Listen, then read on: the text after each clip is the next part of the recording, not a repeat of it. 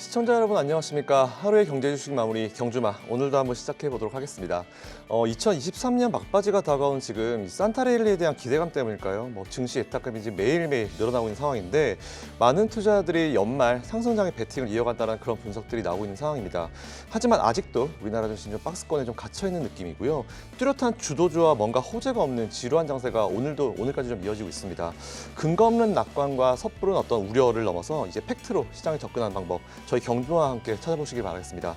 오늘도 이제 목요일 경주마 든든한 어떤 전문가님들과 함께 해보도록 하겠습니다. 어서 오십시오. 안녕하세요. 네, 반갑습니다.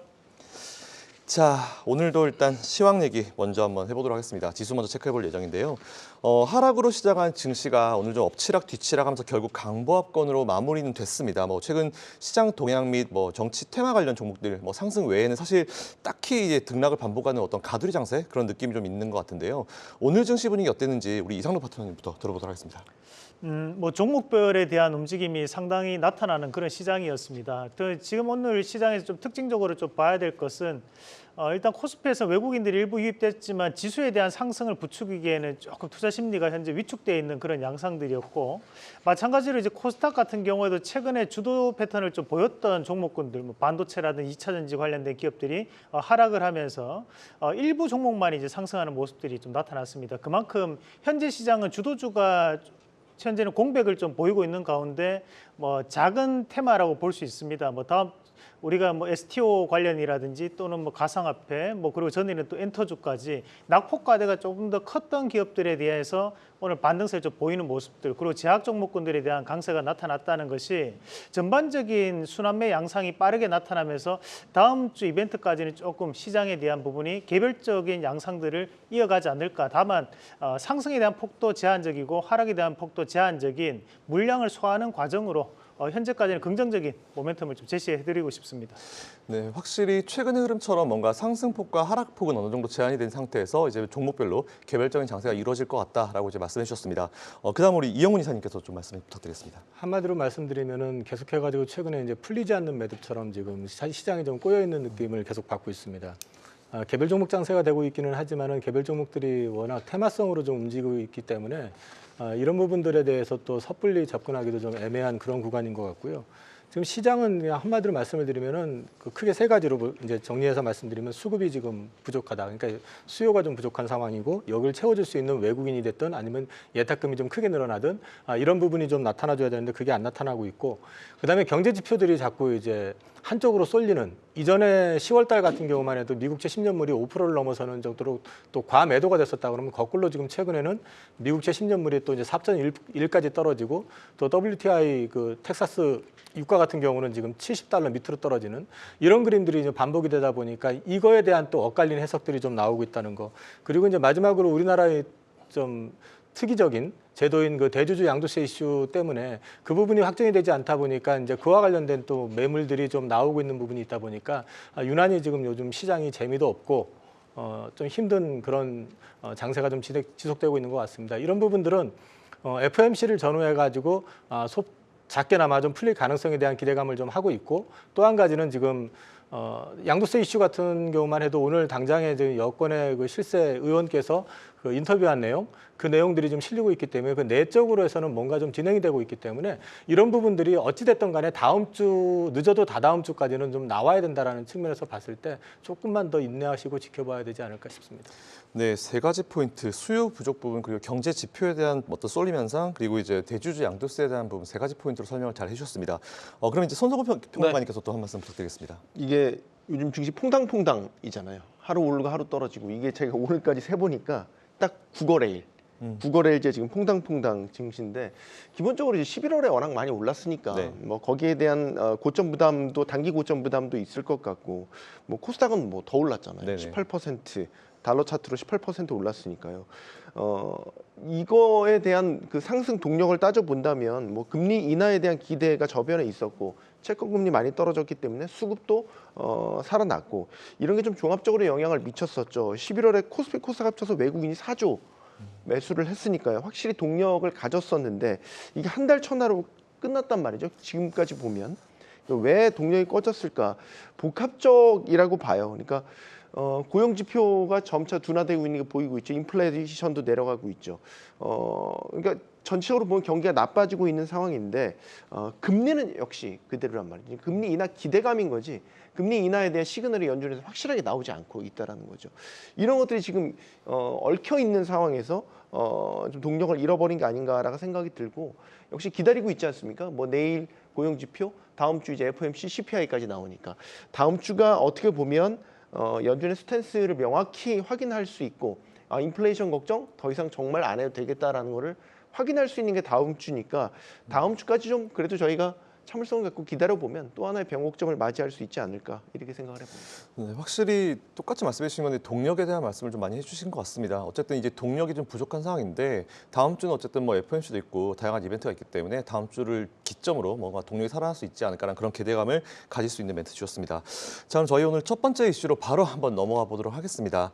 일단 연말 부각되기 시작한 미국의 금리 인상 중단 시그널이 좀 나오고 있는 상황이죠. 이것 때문인지 이제 유럽 증시의 어떤 상승세가 꽤 괜찮습니다. 뭐 특히 독일의 이제 닥스 지수 그리고 프랑스의 까크 지수가 역시 상승세를 계속 좀 이어가고 있는 그런 상황인 것 같은데요. 유럽에는 산타가 미리 찾아왔다 이런 소식이 들리는데 이 부분은 우리 평론가님 어떻게 생각하시는지 좀. 네, 말씀하신 대로 이제 뭐 유럽의 경제 성장 엔진이라고 하면 독일이지 않습니까? 독일 닥스 지수 같은 경우는 뭐 한 달 동안 거의 10% 가까이 올랐으니까 굉장히 좋은 흐름을 보이고 있다라고 볼 수 있고 프랑스 까크 지수, 영국도 푸치 지수도 마찬가지입니다.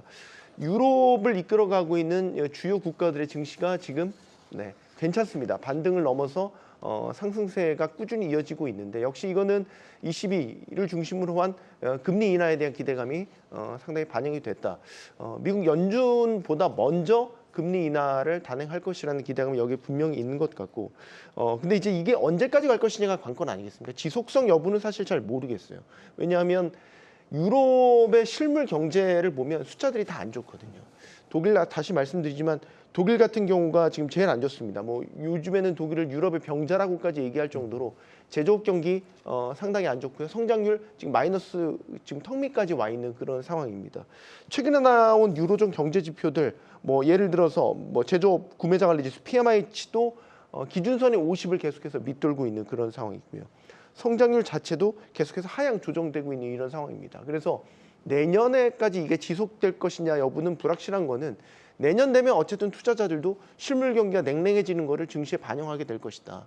이렇게 되면 유럽 증시가 얼만큼 더 끌고 갈 수 있을 것이냐 이거는 좀 더 지켜볼 일이 아닐까 생각합니다. 네, 확실히 뭐 현재는 좋긴 하지만 이 흐름이 언제까지 이어질지는 좀 지켜봐야 될 것 같다라는 그런 말씀 주셨습니다. 그러면 뭐 이게 사실 유럽뿐만 아닌 것 같습니다. 뭐 신흥국의 인도 증시 역시 굉장히 매섭게 성장하고 있다라는 그런 소식이 들리는데 시총 4조를 돌파하면서 전 세계 이제 5위 글로벌 증권 시장 이제 시총 5위인 홍콩을 위협하는 상황이다. 뭐 그런 얘기까지 나오고 있는 상황인데 오래전부터 이어져 오던 이런 인도의 이제 성장 가능성에 대해 이제 우리나라에서도 이제 인도에 투자들이 좀 많이 늘어나고 있는데 이거에 대한 이사님 한 말씀 좀 부탁드리겠습니다. 지금 인도가 지금 경제 성장률을 놓고 보면 굉장히 핫합니다. 근데 최근에만 그랬던 게 아니고요. 코로나 이전에도 연평균 경제 성장률이 6.1%였었고요. 이번에 발표났던 그 3, 4분기 그 경제 성장률을 보면은 7.6%가 지금 나와서 계속 고공행진을 하고 있는데요. 이런 이유를 놓고 이제 찾아보면은 일단 인도가 인구가 계속해서 늘어나고 있고, 그다음에 그쪽이 IT 강국인데다가 영어권입니다. 그리고 그쪽 지역에서 중국하고의 어떤 갈등이 좀 유독 심하기 때문에 그 미국의 입장에서는 그 인도를 좀 많이 활용을 하려고 하다 보니까 각종 첨단 산업과 관련해 가지고 제휴를 많이 하게 되고 또 한 가지 밀어주는 측면도 좀 있습니다. 그리고 이제 요즘 가만히 놓고 보면은 그 과거 2000년대 초반에 WTO에 중국이 가입한 다음에 미국이 적극적으로 밀어주면서 중국이 세계의 공장 역할을 했지 않습니까? 근데 이런 부분들을 지금 그 공장 자체를 갖다가 중국에서 인도로 지금 옮겨가는 그런 그림이다 보니까 유난히 지금 사실 미국의 어떤 정책적인 변화, 어떤 그 정세적인 어떤 판단에 의해 가지고 인도가 지금 수혜를 굉장히 많이 받고 있는 그런 부분이 좀 있는 것 같고요. 그다음에 이제 외자 유치와 관련돼 가지고 인도가 최근에 법령 개정을 통해 가지고 이제 그 외자에 대해서 적극적으로 좀 받아들이는 그런 정책도 이제 많이 활용을 하고 있는 데다가 미국 입장에서는 인도가 이뻐 보일 수밖에 없는 게 최근에 보면은 중국의 주요 기업들 뭐 CATL이라든지 비아드라든지 이런 기업들이 인도에 투자하겠다고 하는 걸 전부 다 모다 총리가 드랍을 시켜버렸어요. 그러니까 확실하게 중국하고 선을 긋고 있는 상황이기 때문에 인도를 어떤 식이든 미국 입장에서는 계속 키워나갈 수밖에 없는 구조이기 때문에 당분간은 앞으로도 이 인도의 어떤 성장이라든지 이런 부분들은 인구의 성장과 맞물려 가지고 지속될 가능성이 높다 이렇게 보고 있습니다.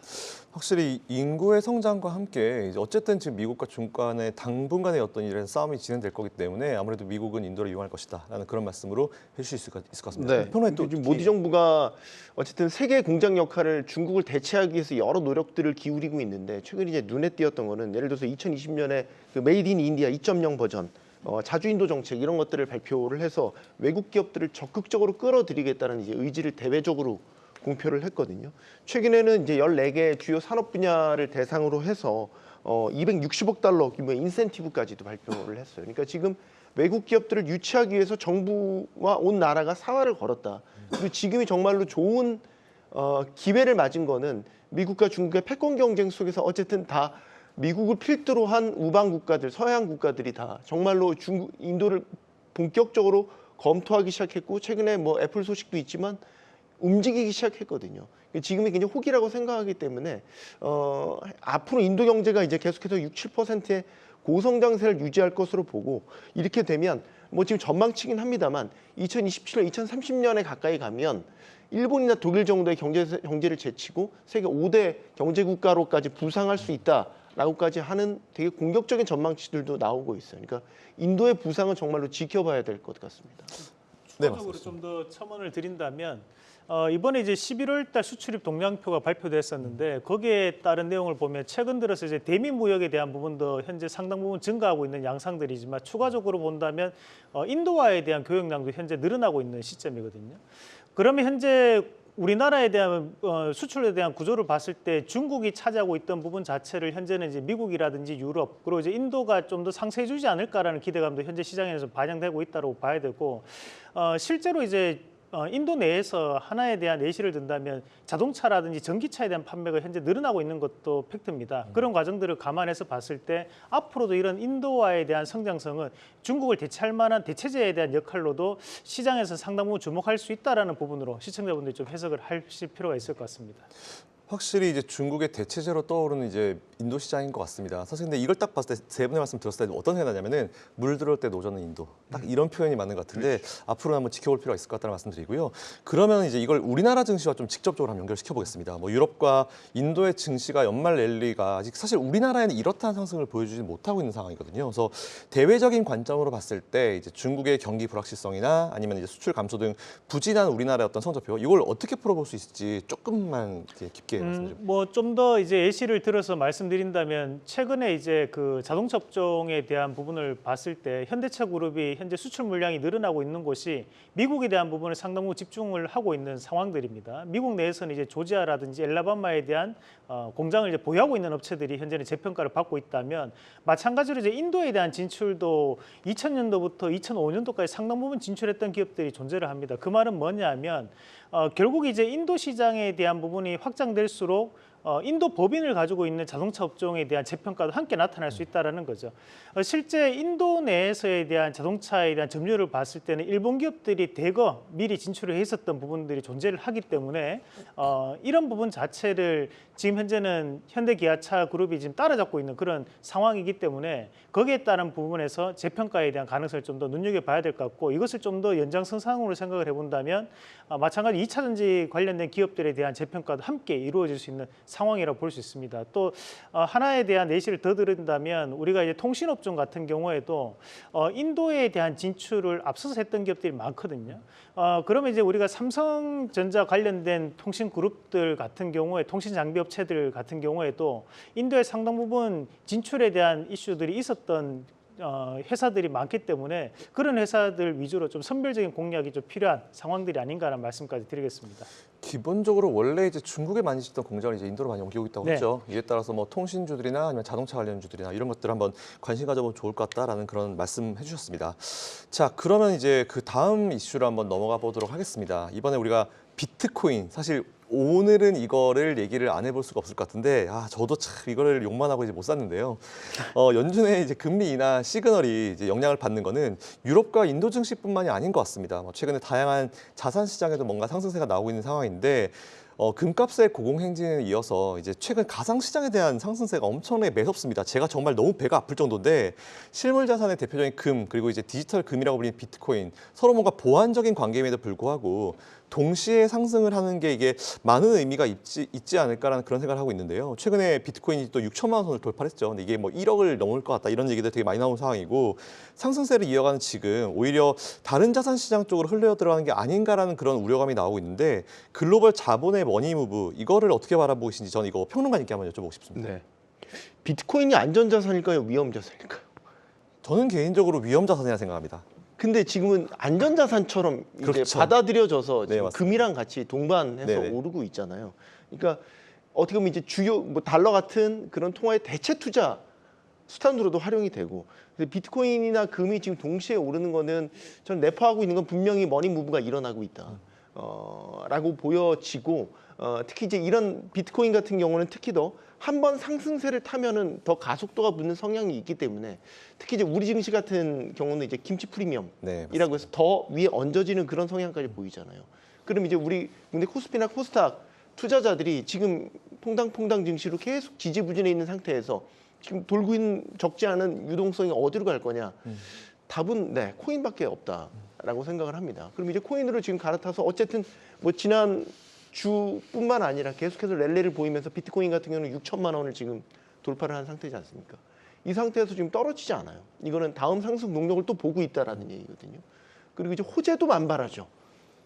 비트코인 같은 경우는 내년에 이제 반감기가 도래한다고 보고 블랙록의 현물 ETF가 만약에 승인이 난다면 뭐 그거는 정말로 큰 촉매제가 될 것이다라고 보고 있는 거고, 이런 호재들이 있는 상황에서 지금 코스피 코스닥 큰 호재 없거든요. 수급도 약하고 대장주 없고 주포 없거든요.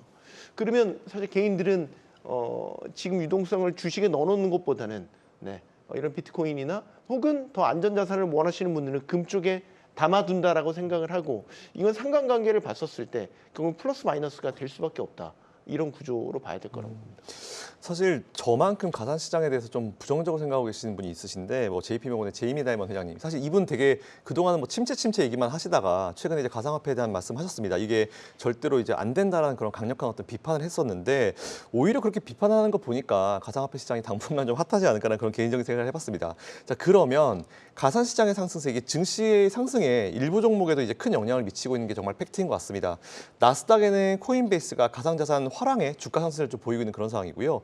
우리나라에는 위메이드나 뭐 비상장인 두나무 역시 연일 상승세를 이어가고 있는 요즘인데 내년 초에 현물 ETF 승인이라는 호재까지 겹치게 되면은 지금 관련주들에 대한 트레이딩 전략을 이거 어떻게 봐야 될지 저는 파트너님께 한번 여쭤보고 싶습니다.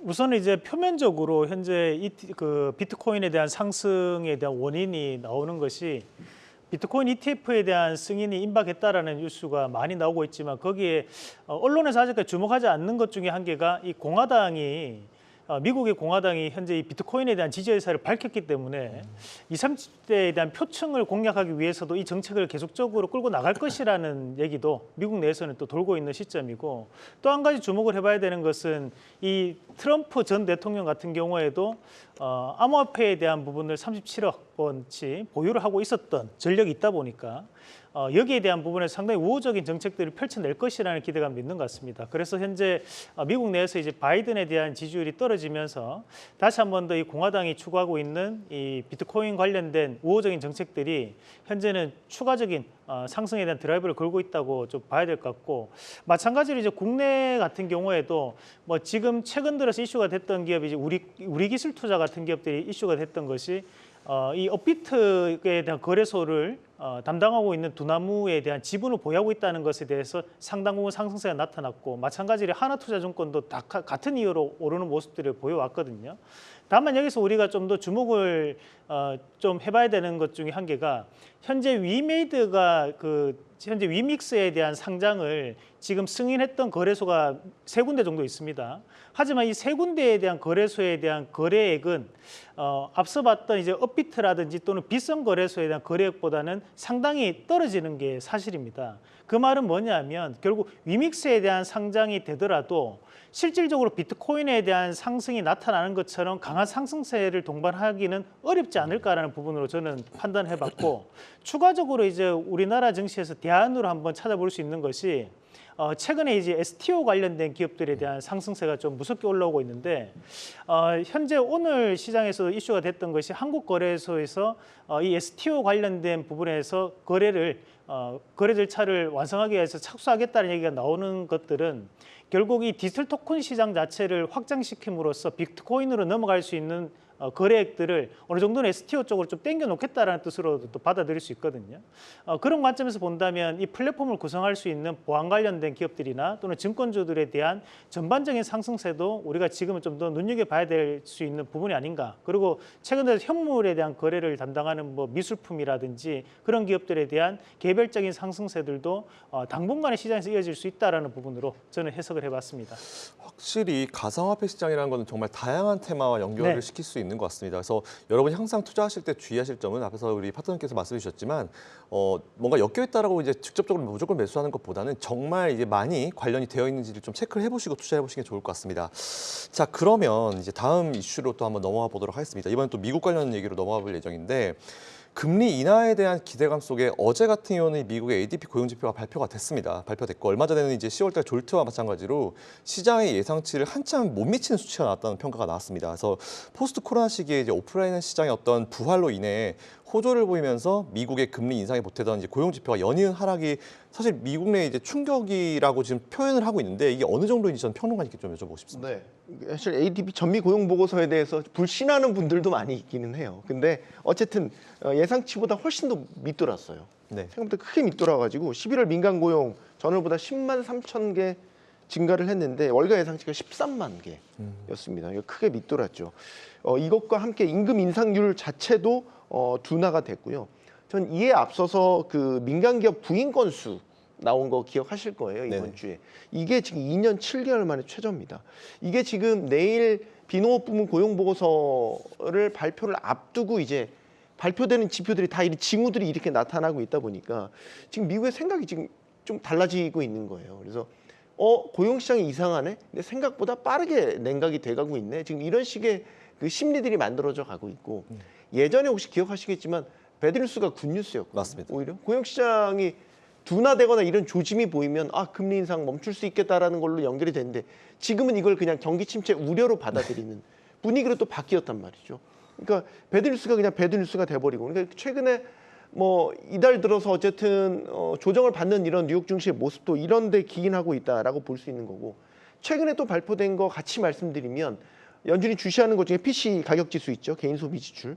이것도 지금 생각보다 많이 떨어졌기 때문에 이런 것들에 대한 둔화 속도와 폭이 월가에서 예상했던 것보다 크다. 이런 것들은 결국 공격적으로 보는 데는 이거 디플레이션까지도 걱정해야 되는 것 아니야. 이제 이런 시각들이 스멀스멀 나오면서 우리가 지금 금리 인하 기대감 때문에 11월에 이렇게 광폭 랠리를 보였는데 이거 증시를 쉽게 낙관할 수는 없는 상황에서 낙관론이 지금 뒤로 후퇴하고 있어요. 네네. 오히려 비관론이 지금 점점 더 많아지고 있는 이런 상황이거든요. 그러니까 이게 정말로 시장 분위기가 갑자기 확 바뀌어버린 이런 상황에서 우리가 지금 연말을 맞고 있기 때문에 산타랠리 기대했던 것들에 대한 것도 상당히 후퇴했다 이렇게 봐야 되겠죠.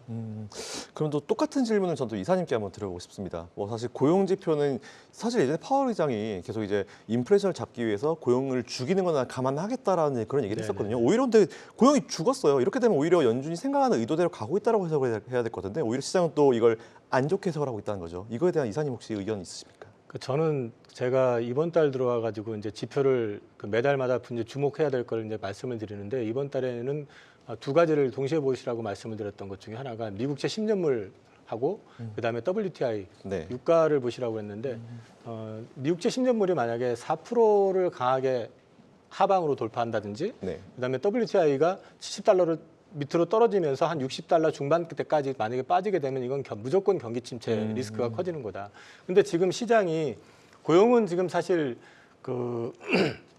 아까 말씀하신 것 가운데서 이제 파월 의장이 얘기했던 것 중에 이제 고용자 수 증가하는 거 가장 어느 정도 선을 이제 원하느냐라고 물어볼 때 10만 명 정도를 얘기했었단 네, 말이에요. 맞습니다. 그럼 거의 다 왔는데 네네. 이거를 왜 갑자기 부정적으로 해석하느냐면은 그 주변 지표들이 동시에 경기 침체에 대한 리스크를 반영하고 있는 거 아니냐라는 시장이 지금 걱정을 하고 있다라는 건데 이 부분에 대해서 결국 지금 이번 달에 발표됐었나요? 저기 연준 베이지북 그 네네. 오픈된 거 보면은 거기서도 이미 경기 침체에 대한 이제 시그널이 보이고 있다라는 거, 네. 고용이 좀 고용 동향 자체가 좀 톤다운되기 시작하고 있다는 게 보이고 있는 상황이기 때문에 결국 FOMC에서 어떻게 이제 방향 제시를 해주느냐, 이 결국 무슨 얘기냐면 경기 침체에 대한 어떤 예고가 있는 상황에서 그렇다면은 우리가 금리에 대한 부분들은 더 이상 얘기하지 않고 이제 점도표가 지금 한 번 정도 더 금리를 올리는 쪽으로 잡혀 있는데 네. 이걸 만약에 하향 조정을 해준다든지 이러면서 금리 인하에 대한 시그널을 준다든지 아니면 어떤 강공책에 대한 그 긴축에 대한 어떤 그런 부분들을 완화시켜주는 발언을 좀 해준다든지 그럴 경우에는 시장이 그 부분에 대한 기대감을 가지고 좀 움직일 수는 있는데 일단 지표상으로만 놓고 보면은 지금은 뭐든지 과속하면 안 되는데 올해 들어와서 특징적인 게 이상할 정도로 과하게 매도가 됐다가 또 과하게 매수가 됐다 네, 이런 패턴이 지금 반복이 되다 보니까 지금 시장도 사실 그 흐름을 지금 지켜보면서 갈팡질팡하고 있는 느낌. 그렇다고 해서 지금 미 증시가 급락을 하거나 그러진 또 않잖아요. 지금 네. 보면은 그거 역시도 지금 향후 추이를 조금 더 지켜보고 싶은 그런 마음이 좀 있는 것 같습니다. 확실히 방향성을 잃었다라는 그 말씀 저 정말 너무너무 공감했습니다. 또 어쨌든 중요한 거는 이번 12월 달 FOMC에서 이제 프로젝션 다 플러스 나오거든요. 그래서 아마도 거기서 이제 다 플러스 나오게 되고 점도표가 나오게 되면은 내년에 대한 어떤 예상치를 할 수 있기 때문에 그때까지는 아마 시장이 흔들릴 수 있고 방향을 잡지 못할 것 같다는 의견을 아까부터 쭉 같이 한번 드렸던 것 같습니다. 그럼 다음 질문 같은 경우는 사실 미국의 고용 지표가 이제 계속되는 강세를 보이면서 미국은 아직까지 고용 측면에서는 여력이 있다라는 메시지를 사실 계속 좀 보여줬었던 게 기억이 나거든요. 근데 이거는 연준의 어떤 금리 인상의 명분이 되기도 했었죠. 근데 고용이 어느 정도 꺾였다라고는 하지만 이 하락폭이 생각보다 깊다 보니까 그래서 이사님 말씀하신 것처럼 이게 경기 침체 시그널이 나올 수도 있을 것 같다라는 그런 말씀을 해주셨는데 그간 고용 시장의 둔화가 이제 연준의 금리 인상에 브레이크를 걸 것이다라는 이제 분석에 이어서 너무 큰 이 고용 둔화가 경제에 악영향을 끼치지 않을까 이게 우려가 되는 상황이 계속 이어지고 있거든요. 그래서 앞에 비슷한 내용인 것 같은데 이렇게 엇갈리는 분석을 어떻게 해석을 할지 이번에 파트너께 한번 여쭤보겠습니다. 그 지금 현재 미국에서 지금까지에 대한 연준에 대한 정책 방향을 보면 상당히 1차원적인 부분으로 항상 접근을 해 왔었습니다. 과거 이제 트럼프 대통령 때는 그때 이제 중요했던 것은 고용이었고 그래서 이제 자네 델런 재무부 장관과 그때 뭐 지금 현재 제롬 파월 의장 같은 경우에도 상당히 고용에 대해서만 집중하면서 어차피 물가가 올라가도 현재는 이제 고용만 잡으면 돼라는 마음으로 실업률을 낮추는데 상당한 전력 투구를 해왔던 부분이었고 대신 그 이후로 이제 인플레이션이 오다 보니까 그에 따른 부분에서 현재 이제 물가를 잡는데 온 힘을 다 또 써내고 있는 상황들이었습니다. 그런데 이런 힘을 쓰다 보니까 또 다른 한편에서는 이제 고용에 대한 부진이 나타나면서 이게 경기 침체에 대한 부진이 아니냐라는 지금 우려감이 또 나타나고 있지만 여기서 우리가 좀 봐야 되는 것이 현재 연준이 이런 고용에 대해서 포커스를 맞추고 있느냐에 대한 여부가 저 중요하다고 보거든요. 현재 연준이 얘기하고 있는 것은 오히려 물가를 현재는 어떻게 해서든 3% 밑으로 낮춰가지고 물가를 안정시키고 난 다음에 그때부터 우리는 다시 한번 생각해 보자는 얘기를 지금 하고 있다라는 거죠.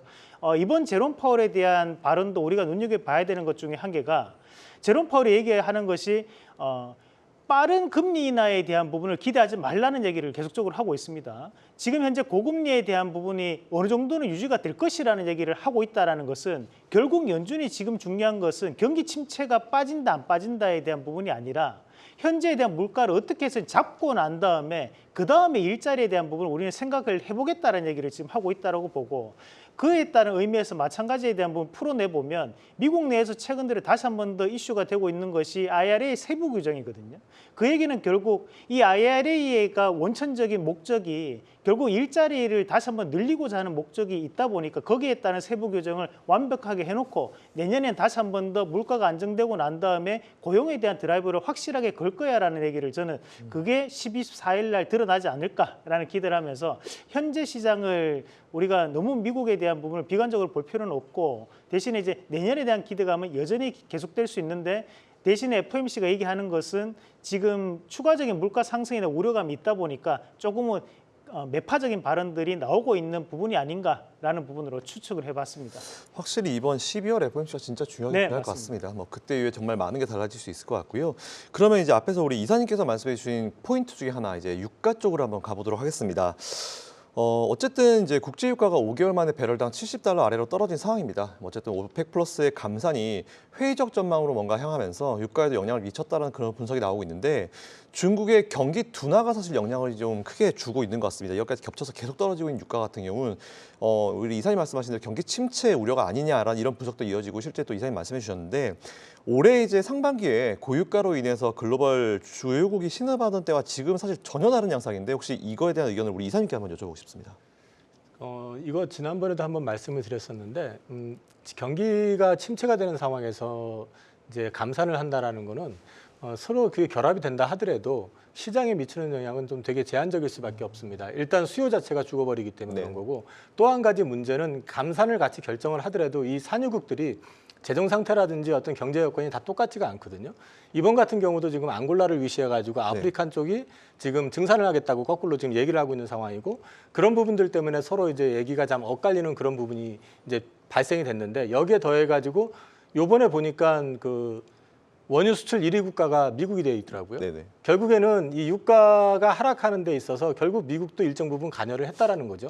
거의 더더군다나 지금 미국이 가솔린 재고가 당초 예상했던 것보다 훨씬 많게 지금 재고가 있다라는 게 확인이 되는 바람에 이거 결국에는 경기 침체 리스크가 커지는 거 아니냐라는 우려가 지금 부각이 되고 있는 거고 중국 같은 경우도 마찬가지로 지금 그런 말을 제가 들었습니다. 지금 우리나라에서 지금 보면은 그 온라인 쇼핑 해가지고 요즘 한참 그 뜨고 있는 알리페이든가요? 네네. 그거 거기에 보면은 이번에 저기 진품 아니면은 뭐 보상하겠다 이렇게까지 나오고 있는데 이게 왜 그렇게 나오냐면은 실제로 그만큼 재고가 거기 많이 쌓여 있다고 하더라고요. 네네. 그래서 실제로 물건을 팔질 못하는 재고들이 있기 때문에 그렇다라고 놓고 얘기를 한다는 얘기는 결국에는 지금 생각처럼 시장에 돈이 많기는 한데 이게 소비로 돌아가면서 선순환이 되고 있지는 않다라는 걸 지금 보여주고 있는 거기 때문에 앞으로도 저는 지금 이 유가가 여기서 추가적으로 더 빠지게 될 경우에는 이게 물가를 낮춘다라는 긍정적인 측면을 넘어서 가지고 경기가 본격적으로 후퇴 이상을 볼 수 있는 그런 리스크가 이제 부각이 될 가능성이 있다고 저는 생각을 하고 있고요. 이 부분은 뭐 사우디가 아무리 용을 쓴다고 해가지고 이게 유가를 다시 끌어올리거나 그러기는 쉽지는 않을 것 같아요. 그래서 당분간 최상의 시나리오는 70달러 이상에서 유지가 되는 정도가 가장 무난한 시나리오가 아닐까 싶습니다. 어느 정도 이제 돌아서는 어떤 흐름이 나올 때까지는 70달러 선이 유지가 되면서 이제 차후의 흐름을 봐야 될 것 같다라는 말씀해 주셨습니다.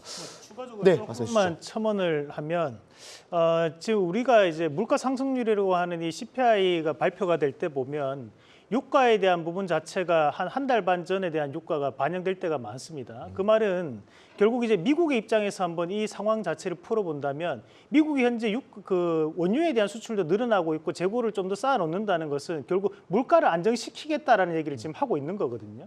그런 입장에서 중국이 아무리 용을 써가지고 이 유가에 대한 수요를 회복을 시킨다고 하더라도 현재에 대한 유가에 대한 흐름 자체는 미국이 원하는 방향으로 갈 가능성이 대단히 높다라는 부분으로 저는 봅니다. 결국에는 지금 현재 유가에 대한 하락 자체는 자발적 감산에 대한 이슈도 있지만 미국에서 어떻게 해서 유가를 낮춰가지고 표면적으로 봤을 때 물가에 대한 상승률을 우리가 원하는 목표치까지는 먼저 내린다는 것을 완벽하게 보여준 뒤에 역시 세계 최강은 나야 바로 미국이라는 것을 증명하고 난 다음에 경기 회복에 대한 시그널을 던질 가능성이 좀 더 높지 않을까라는 말씀 좀 드리고 싶습니다. 연결해서 말씀드리면 내년 미국 대선입니다. 맞습니다. 바이든 11월 죠. 대통령이 유가가 오르도록 내버려 두지 않을 거예요. 네네. 예, 누구도 원치 않는 상황이죠, 사실. 사우디나 오펙 플러스 회원국들 빼고는 유가가 오르는 거를 누구도 원치 않는 상황이고 뭐 비추기를 풀어서라도 적정 수준 이하로 계속해서 미국은 유가를 관리하려고 할 겁니다.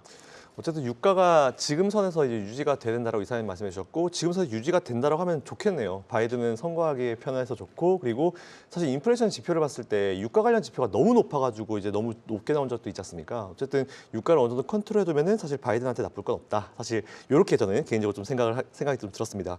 자 그럼 다음 질문 한번 넘어가 볼 텐데요.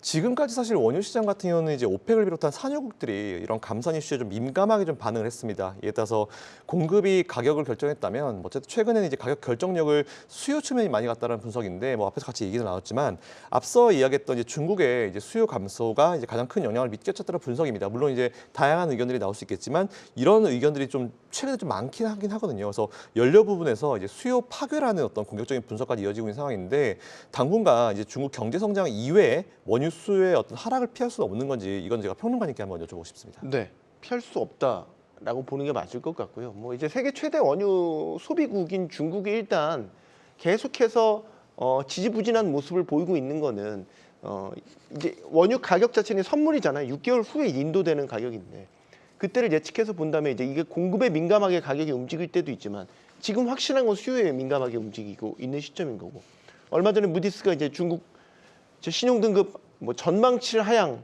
조치를 했지만 그만큼 중국은 이제 지방 정부를 중심으로 해서 재정 상황도 안 좋지만 공장이 돌아가질 않습니다. 여전히 제조업 공장이 돌아가야 어쨌든 중국은 제조업 공장이 돌아가야 열심히 물건도 들여오고 또 수출하고 그 과정에서 원유도 많이 쓰고 뭐 이런 이제 이런 시나리오로 경제가 계속 이제 붐업이 되는 이제 그런 구조기 때문에 네. 뭐 올해는 성장률 목표치를 맞췄다고는 하지만 내년 성장률 목표 모릅니다. 아직도 불확실합니다. 중국은 지금 최근에 이제 위안화 가치를 계속 끌어올리면서 어쨌든 새로운 부양책을 꺼내놓기 위해서 지금 계속 준비를 하고 있는 그런 상황이고 그 얘기는 내년 경제 성장 역시 녹록지 않다 이런 부분인 거고 그러면 사실 중국의 원유 수요가 구조적으로 살아나지 못한다고 하면 원유 가격도 지금 수요에 반응하고 있는 그런 상황에서 뭐 더 오를 여지는 없다라고 보는 게 맞겠죠. 확실히 지금은 뭐 유가가 시원하게 오르기는 쉽지 않은 시점인 것 같긴 합니다. 우리 파트너님 말씀하셨던 대로 이제 중국이 어느 정도 뭐 할 수 있는 것도 많지는 않은 것 같기도 하고 그리고 이제 내년에 대선이 있기 때문에 뭐 이게 바이든의 어떤 정치적인 이슈로 인해서도 뭐 이건 뭐 우리 생각일 수 있겠지만 뭐 그런 전반적인 부분을 봤을 때 지금 정도 선에서 어느 정도 유지가 되면서 앞으로의 어떤 상황이 시장 분위기가 바뀜에 따라서 어떻게 될지 좀 우리가 계속 쭉 모니터링을 해봐야 될 것 같고요. 어쨌든 이렇게 유가가 하락을 하게 되면은 이제 뭐 바이든이 뭐 정치적도 좋겠지만 남몰래 웃음짓는 섹터가 있습니다. 바로 항공주가 아닐까 싶은데 70달러를 내준 유가 상황이 이제 오늘 증시에서 항공주의 상승세가 돋보였습니다, 파트너님. 그래서 유류비의 직접적인 영향을 받는 섹터인데다가 오랜 시간 끌어오던 이후에 어떤 대한항공과 아시아나의 어떤 합병 승인이 2월 달에 일단 EU가 발표할 거다라는 그런 내용도 나오고 있는데 사실 전반적인 어떤 유류비와 이런 항공주 이 연관된 내용 한번 설명 부탁드리겠습니다. 뭐 사실 지금도 말씀을 해주셨던 것처럼 유류 할증료 자체에 대한 부분을 우리가 이제 정제 마진에 빗대어서 많이 표현을 할 수 있습니다. 결국에는 이제 우리가 이제 유류 가격이 빠지면 그만큼 항공사들에 대한 마진 폭이 좀 더 확대될 수 있는 부분들이고 마찬가지로 우리가 유류 가격, 원유 가격대가 상승이 나타나면 그에 따른 부분에서 마진 폭이 감소한다라는 그런 간단한 원리라고 좀 보시면 되겠는데 다만 이제 우리가 항공사들에 대한 최근 입장에서에 대한 부분을 봤을 때 우리가 이제 코로나 이후에 곧장 이제 그 입국자나 출국자의 수에 대한 큰 변화 자체가 나타나지는 않았었거든요. 그 말인즉슨 이 코로나가 생각보다 상당히 장기화가 되었던 과정들이 존재를 했었고 그렇다 보니까 이 기업들이 입국자나 출국자 수가 늘어나더라도 실질적으로 재무 구조에 대한 개선이 더욱더 시급했던 과제였다는 거죠. 결국 실적이 그때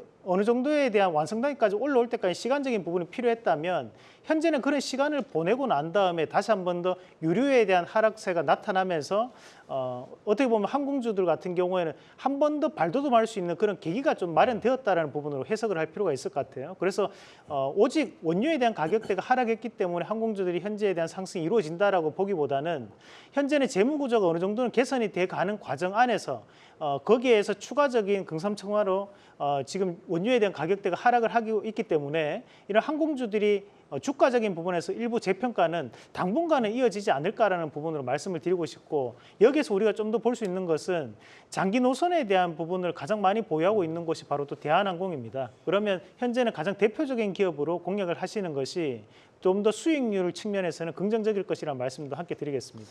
유가에 대한 부분도 분명히 영향은 주지만 이제 재무 구조가 많이 개선이 되고 있고 기업 전반적인 내용들이 좀 좋아지고 있는 데다가 금상첨화로 이제 유가까지 좀 도와주고 있다 이렇게 정리를 해볼 수 있을 것 같습니다. 그러면 이제 저는 사실 이 좀 항공주 동향에 대해서 한번 여쭤보고 싶은데 어쨌든 이제 아시아나와 대한항공이 이제 합병을 앞두고 있다고요. 이게 내년 2월달에 EU가 지금 뭐 합병이 뭐 하지 모르겠지만 화물사업부에 대한 문제가 해결된 이후에 뭐 그 이후에 이제 항공주 전반적인 동향이 좀 많이 바뀔 것 같은데 이사님 이거에 대해서 혹시 어떻게 생각하십니까? 일단 저는 개인적으로 아시아나항공을 대한항공이 인수하는 거는 대한항공에 긍정적일 것 같지는 않습니다.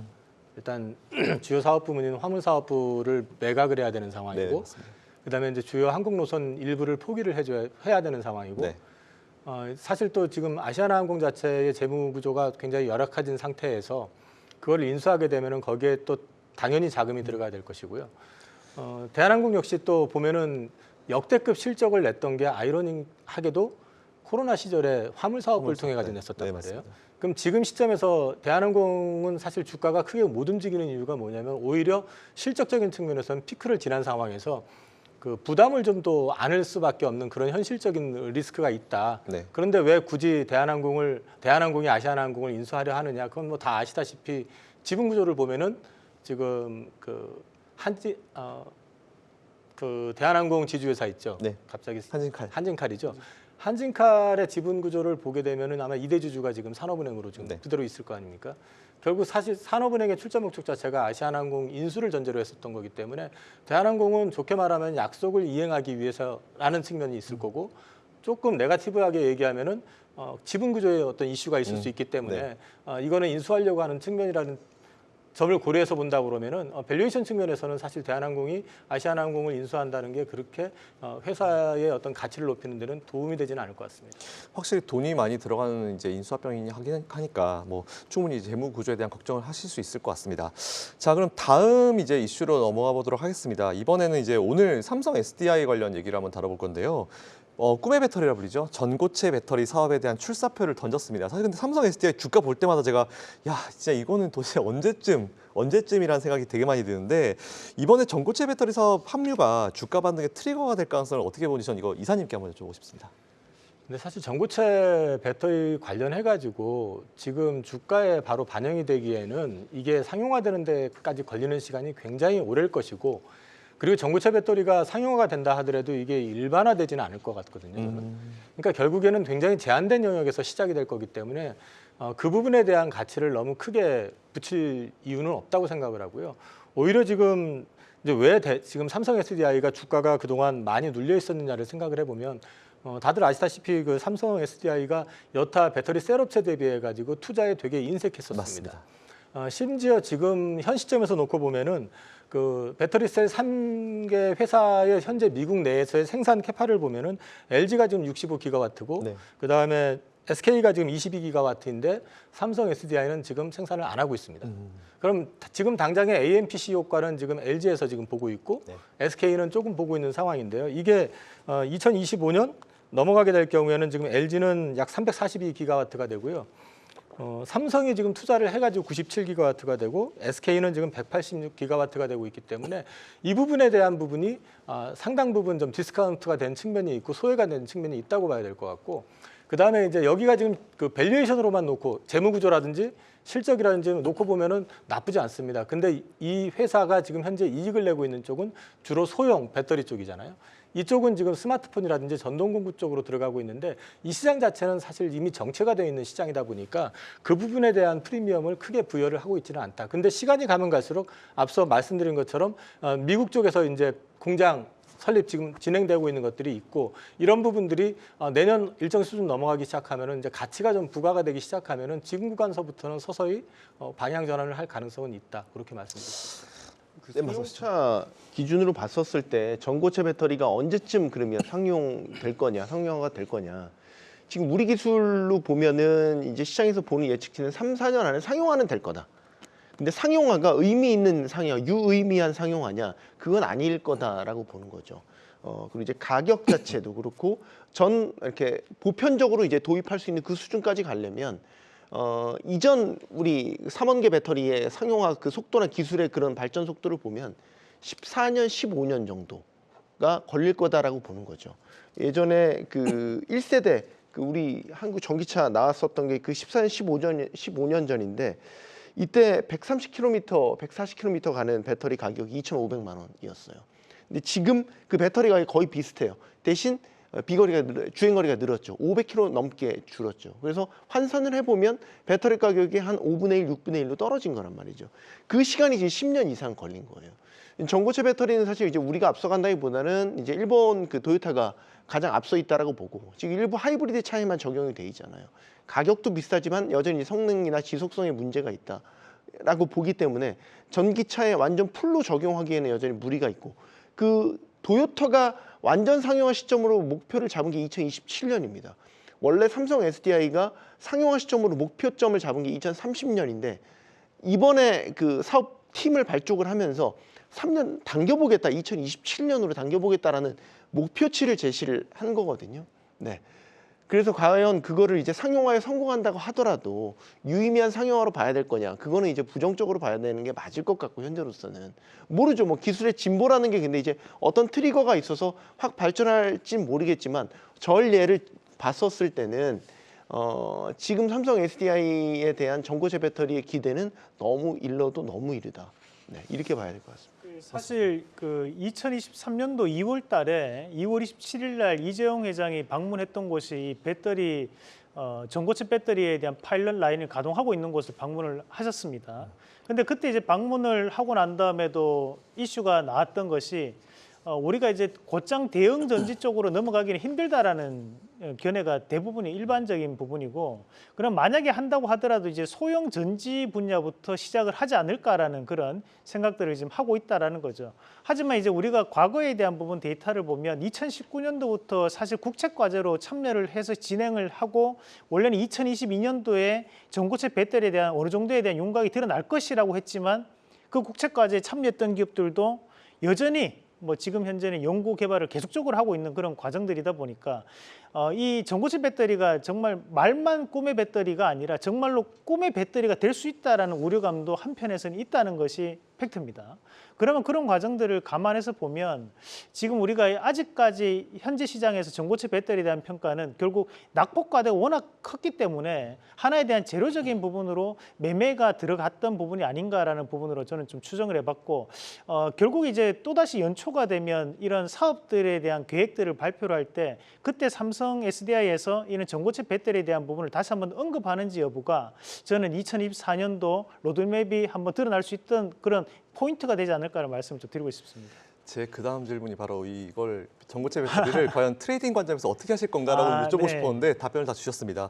어쨌든 뭐 종합을 한번 해보자고 하면은 이제 배터리에 대한 거는 이제 우리가 어쨌든 이제 미래를 갈 수 있는 부분이긴 하지만 이게 당장 상용화가 된다 하더라도 이게 상용화까지 굉장히 시간이 많이 걸릴 것이다라는 그런 게 이제 골자인 것 같습니다. 어쨌든 앞으로 발전되는 과정을 한번 지켜보시면 좋을 것 같고요. 삼성 SDI 같은 경우는 방금 파트너님 말씀하신 대로 트레이딩 포인트를 잡으셔가지고 투자해보시면 좋을 것 같습니다. 자, 개인 투자자들에게는 이제 정말 쉽지 않은 시장입니다. 뭐 투자도 쉽지 않은데 투자 환경이라도 좀 좋아져야 될 텐데요. 뭐 굳이 제가 길게 설명드리지 않아도 여러분들은 제가 무슨 말을 하려고 하는지 충분히 이해하실 겁니다. 우리 개인 투자자들이 조금 더 공평한 환경에서 공정한 투자를 할 수 있는 그날까지 저희 경주마가 더 고삐를 잘 쥐고 앞에서 달려나가도록 하겠습니다. 저희 경주마 다음 주 월요일 날 뵐 거고요. 다음 주 월요일은 박현상 팀장, 박종훈 팀장 그리고 임종혁 파트너 세 분과 함께 하도록 하겠습니다.